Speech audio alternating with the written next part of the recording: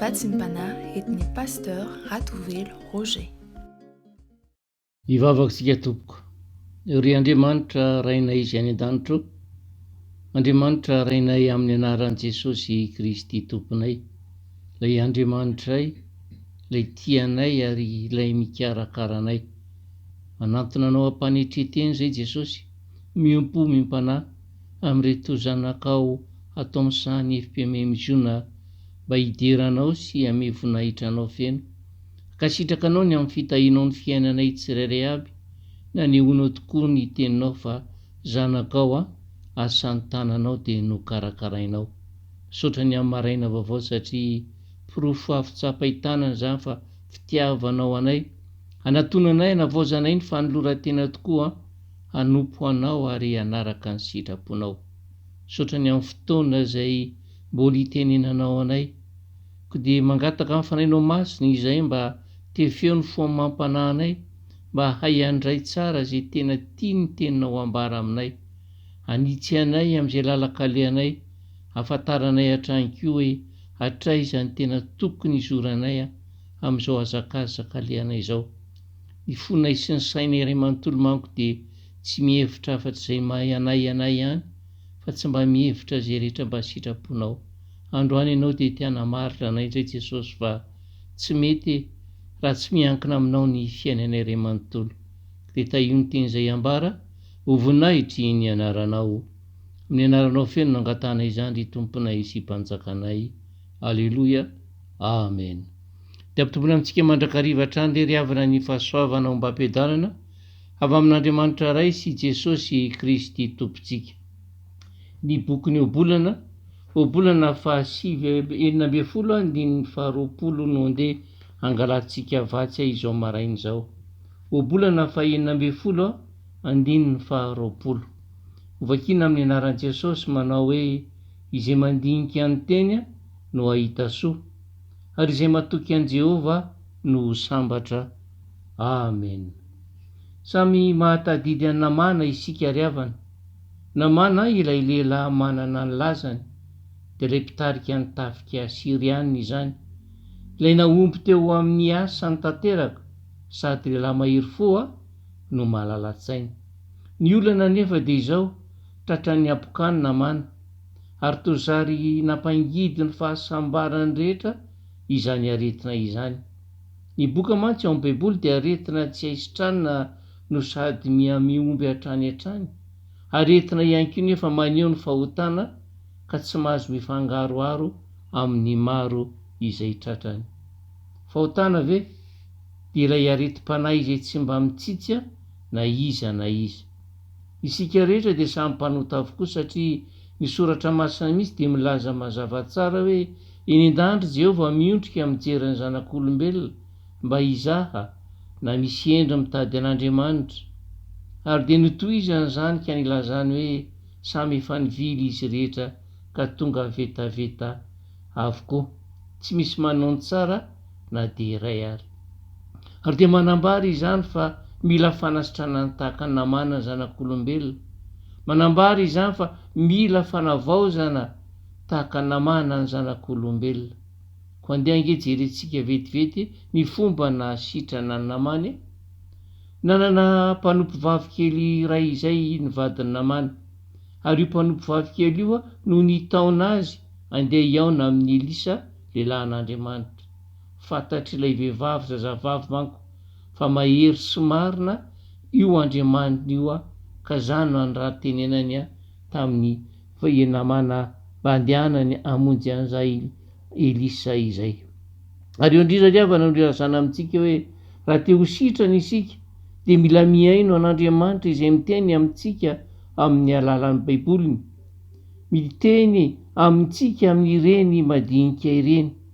Ny teny ao amin'ny Baiboly tokoa mantsy no heverin'ny maro fo tsy dia manao ahoana loatra, ary ny tena marina dia teny manampitamby sy mampifaly azy ihany no raisiny sy tadidiny, fa izay teny mahery dia laviny avy hatrany.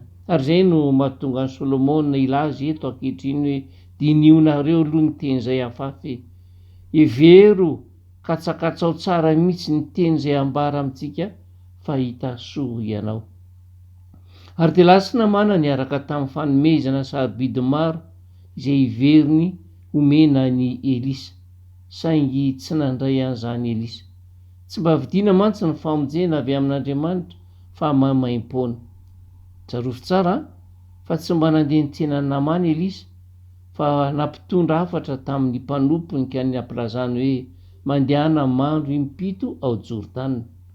Toa manambara izy amin'ny valiteny izany fa avy amin'ny alalan'ny finoana no azahoana ny fahasitranana fa tsy amin'ny alalan'ny fahitana na famantarana. Izany hoe mila mino i namana fa ny fandroana impito ao amin'ny renirano Jordana no mitondra fanadiovana azy. Ary dia mbola izany ihany koa ry havana amin'izao vaninandro izao. Nanome antsika ny teny isan'andro Andriamanitra ary dia mila mino fotsiny ny teny lazaina isika mba ho voavonjy amin'ny fahotana. Mila mino isika fa ny fahafatesan'i Jesosy Kristy teo amin'ny hazo fijaliana izay nanovan'Andriamanitra izao tontolo izao no noraisintsika tsy avy teo amin'ny batisa, satria teo amin'ny batisa inge no ilay fovatontsika, ilay fofen'ny fahakalana, fofen'ny fialonana, fofen'ny fiavonavonana, iny inge no nanovan'Andriamanitra ho lasa fo vaovao folonaky ny teniny, fo mahay mandefitra, fofen'ny fahalemem-panahy, fofen'ny famindrapo. Ary dia napetrany tamiko sy taminao ny fanahy masina. Indrisy anefa fa maro ny kristianina no tsy manaiky an'izany satria tsy ao aminy finonoana. Tsy rarahiny izany satria tsy ao aminy, tsy mitoetra ao aminy finoana, ka dia ny teny izay voalazan'ny soratra masina aza dia maro no tsy manao azy sy mandray azy fa ataony vazivazy. Ianao koa ange ry havana rehefa tsy mino ny tenin'Andriamanitra, rehefa tsy mino izay nataony Jesosy ho anao dia ny teo aloha ihany no teo fiainanao. Tsisy fiovana mihitsy ary dia mbola tadio fa mbola mitoetra ho andevon'ny devoly foana ianao, andevon'ny fahotana foana, mbola boka ny fahalavona foana hatrany. Tsy efa niezaka namany ny olana misy eo aminao tokoa va ny eritreritao ianao?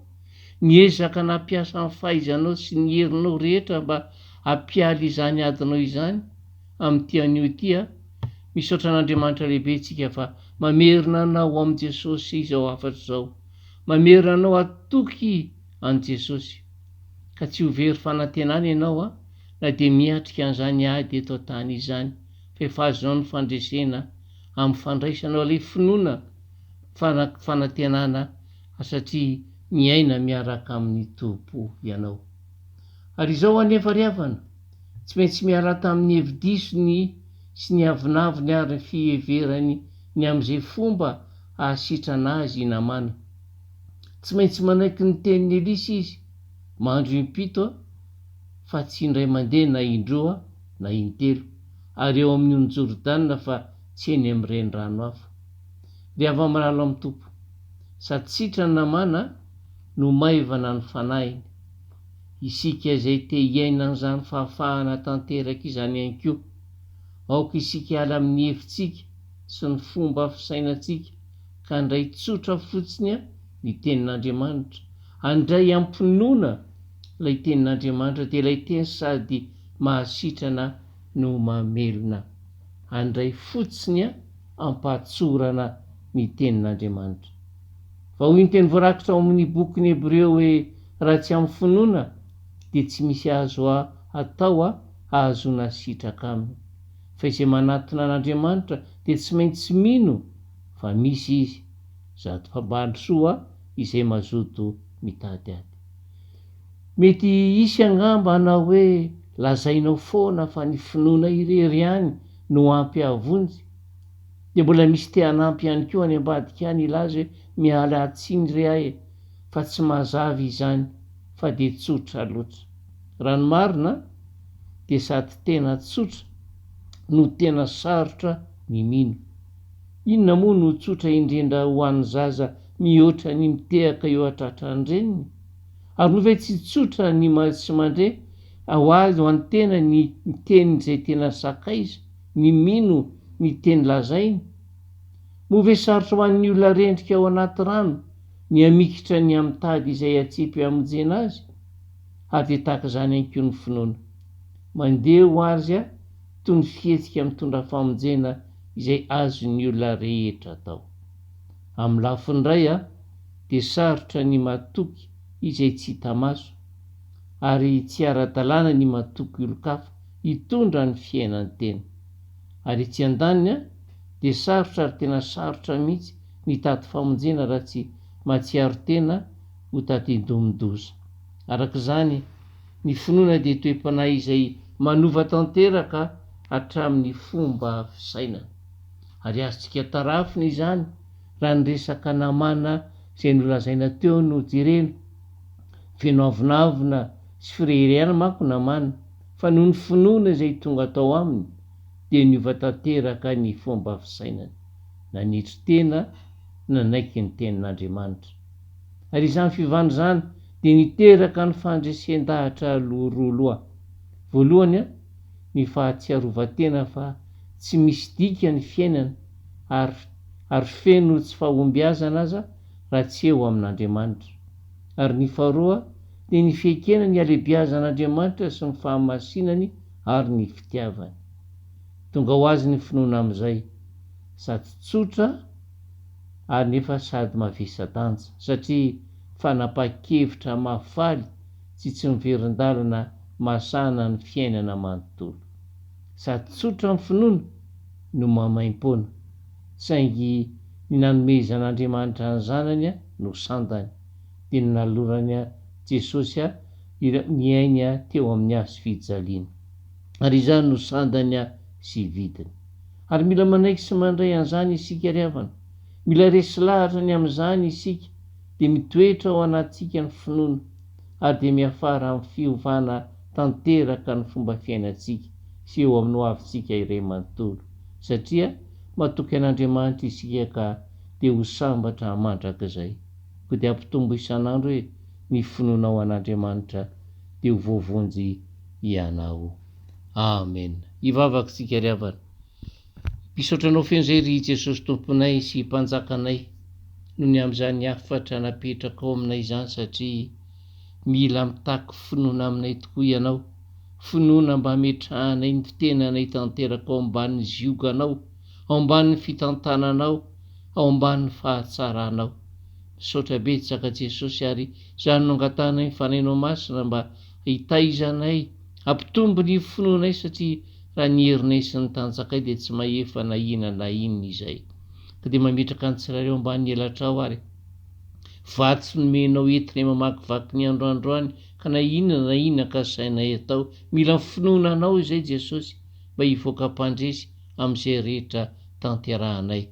Taio ara-panomponao, hamariny ny teninao fa ho tahinao izy raha mivoaka, ary ho tahinao izy raha miditra, ho tahinao ny asa tanany ray manontolo, ary ampitomboinao hatrany ny finoany anao ry tomponay sy mpanjakanay. Jereo izay rehetra manana aretiny, jereo izay rehetra manana olany, aneo Jesosy, fa anao reo efa nanaiky anompo anao ireo. Hamariny tokoa Jesosy, fa ataonao hafa ny manompo anao sy tsy manompo anao.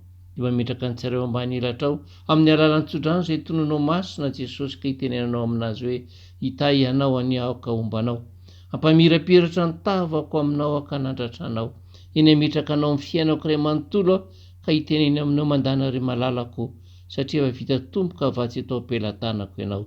Ay ianao anio, ay ianao rahampitso, ay ianao mandrakizay. Apetraka am-pelantananao ny dera sy ny hatsara ny voninahitra Jesosy, sy fahatsarana teo omeo anay tsirairay aby, hanompo anao mandrakizay. Misaotra Jesosy eo. Alleluia. Amen. Dia mahireza ry hava-malalao amin'ny tompo, Jesosy mba hatahintsika lalandava. Amen.